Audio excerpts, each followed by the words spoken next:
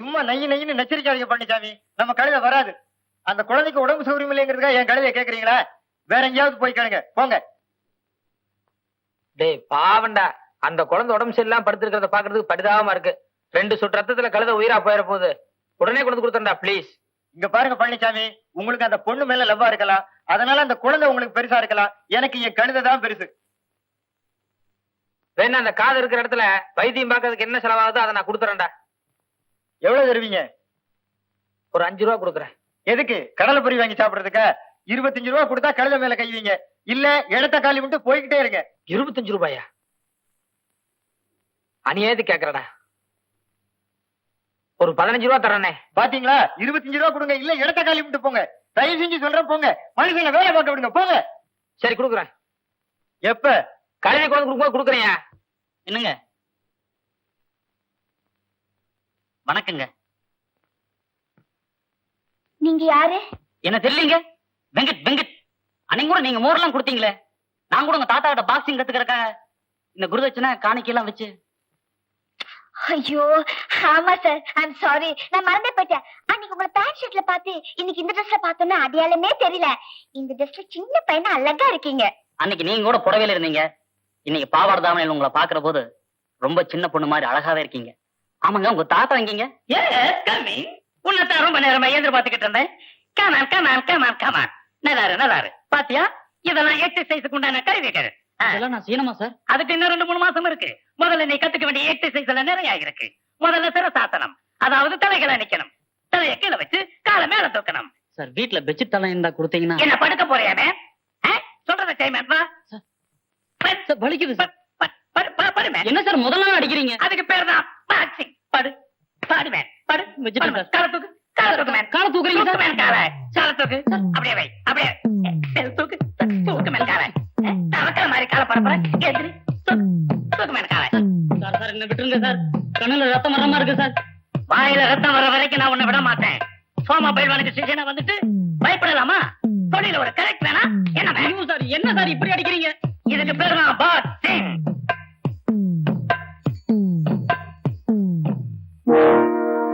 என்னடா கழுதையை பிடிச்சிட்டு வந்து நிக்கிறேன்? ஐயோ என் மான மரியாதை எல்லாம் போகுதே.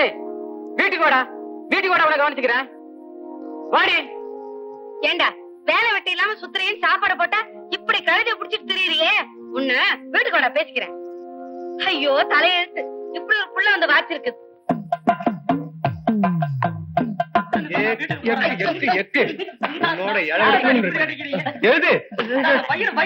காந்திஜி காந்திஜி காந்திஜி காந்திஜி காந்திஜி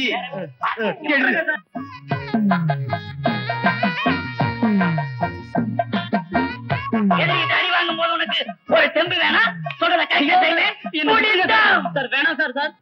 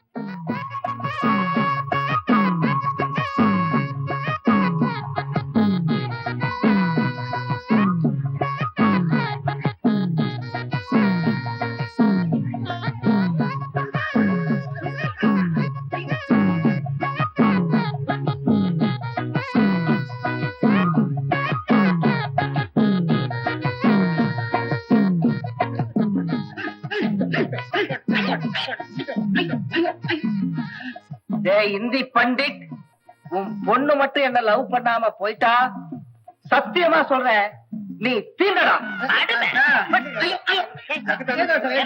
ஏய் சொலவா, உன் பேத்தி மேல இருக்கிற லவ்வுக்காகத்தான் இத்தனை அடியும் வாங்கிக்கிறேன். நாளைக்கு உன் பேத்தி மட்டும் என்ன லவ் பண்ணாம போயிட்டா உன்னை குறவழி கடிச்சிருவேன்டா. நீங்க எவ்வளவு வேணாலும் என்ன திட்டுங்க, எப்படி வேணாலும் எனக்கு வேலை கொடுங்க, அத பத்தி எனக்கு கவலை இல்ல. ஆனா உங்க பொண்ணை மட்டும் எனக்கு நீங்க கட்டி கொடுத்துருங்க. நீங்களே எனக்கு அத்தையா வரணும், இதுதான் என் லட்சியம். அத்தை 2 பேரும் சேர்ந்து வச்சலையா? ஆமா. 2 வேலை எங்க பண்ணிட்ட கோவிந்தசாமி வீடு தெரியுமா? தெரியாதுமா. திருச்சியில இருந்து புதுசா குடி வந்தாங்க. தெரியாதுமா. அவங்க மாமனார் கூட குஸ்திவாதியா இருக்கு. அது தெரியாதுமா. பேரு கூட சோமபயில் வேணுங்க. அது தெரியாதுமா. போமா. சாவு ராய்க்குமா காலையில வந்து லோலோலையா. இங்க கேட்டு பாருங்க. ஹிந்தி பண்ணிட்ட கோவிந்தசாமி வீடு தெரியுமாங்க? தெரியாதுமா. திருச்சியில இருந்து புதுசா குடி வந்தாங்க. தெரியாதுமா. அவங்க மாமனார் கூட குஸ்திவாதியா இருக்கு. தெரியாதுமா. போமா. பேரு கூட சோமபயில் வேணுங்க. அட போமா, தெரியாது. அடடா பெரிய சொல்லியா போச்சு, அட தெரியும் சொல்லலாம் போயா. எங்கம்மா பேரை சொல்லியாச்சு, ஊரை சொல்லியாச்சு, உத்தியோகத்தையும் சொல்லியாச்சு. ஆனாலும் யார கேட்டாலும் தெரியாது தெரியாதுங்கிறாங்க. அத்தை, பேரு ஊரு உத்தியோகம் இதெல்லாம் சொல்லி அட்ரஸ் கேட்டா நிச்சயமா கிடைக்காது. வேற விதமா தான் கேட்கணும். எப்படி வேற விதமா? Excuse me sir. என்னங்க? ஒண்ணு இல்ல, ஒரு வீட்டு அட்ரஸ் தொலைச்சிட்டோம். அந்த வீட்டுல 16, 17 வயசுல ஜெயா ஜெயான்னு ஒரு அழகான பொண்ணு இருக்கா. ஜெயாவா? திருச்சியில இருந்து புதுசா குடுத்துட்டு வந்திருக்காங்க, அவங்க தானே? ஆமா அவங்க அப்பா கூட இந்தி பண்ணிட்டு ஐசி கோவிந்தசாமின்னு பேரு, அவங்க தானே? ஆமா அவங்க தாத்தா குஸ்தி வாத்தியார் சோமநாத, அவங்க தானே? ஆமா அவங்க அம்மா லட்சுமி அம்மா, அவங்க தானே? ஆமா அவங்க தங்கச்சி பேரு பப்பி, அவங்க தானே? ஆமா ராமசாமி பிள்ளை தெரு, புது நம்பர் 8, பழைய நம்பர் 18. வீட்டுக்கு முன்னால இடது பக்கம் சின்ன திண்ண, வலது பக்கம் பெரிய திண்ண, கதவு பச்சை பெயிண்ட், சன்னல் பச்சை பெயிண்ட், அதுதான் அவங்க வீடு. அட கஷ்டகாலமே. அப்பன் பேரை சொன்ன, ஊரை சொன்ன, உத்தியோகத்தை சொன்ன, அவன் தெரியாது தெரியாதுன்னு சொன்னா, 16 வயசு பொண்ணு ஜெயான்னு சொன்ன உடனே பூர்வீகத்தையே சொல்றானே. கொஞ்சம் விட்டு வச்சா உடம்புல இருக்க மச்சத்தையே சேர்த்து சொல்லிடுவா போல இருக்கேன்.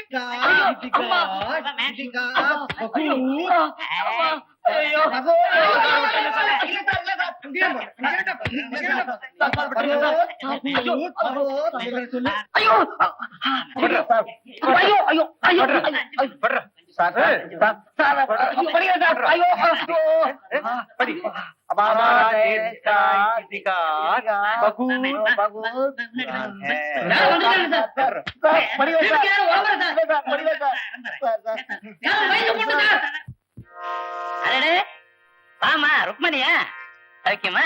வீட்டுக்காரெல்லாம் சௌக்கியமா? என்ன மரகதம்? இந்த சவைக்கே இருக்கட்டே. இந்த பையன் என்ன தப்பு பண்ண நிந்தாடி அடிக்கிறீங்க? இது தொழில் விஷயம், நீ ஒண்ணு கண்டுக்காத, உள்ள போ. ஜெயம்மா, யார் வந்திருக்கிறா பாரு. ருக்மணிக்கா, வாங்கக்கா, வாங்கக்கா. சௌக்கியமா இருக்கீங்க? உங்க கூட பேச மாட்டேன். அதான் நேர்லயே வந்துட்டேன். சரி வாங்க. कला साहित्य கலா சாகித்யே मिलका है good morning uncle. Good morning good morning வாங்க வாங்க. சௌக்கியமா இருக்கீங்களா? ரொம்ப சௌக்கியம், இந்த ஊர்ல எப்படி இருக்கு? நல்லா இருக்கு. நல்லா அந்த காலேஜ் விட இந்த காலேஜ் பரவாயில்லை. ரொம்ப பிரமாதம். உள்ள போமா. हमारे ஏன் சார்? देश का இவங்க इतिहास உங்க சொந்தக்காரங்களா சார்? திருச்சியில இருந்து வந்திருக்காங்களா?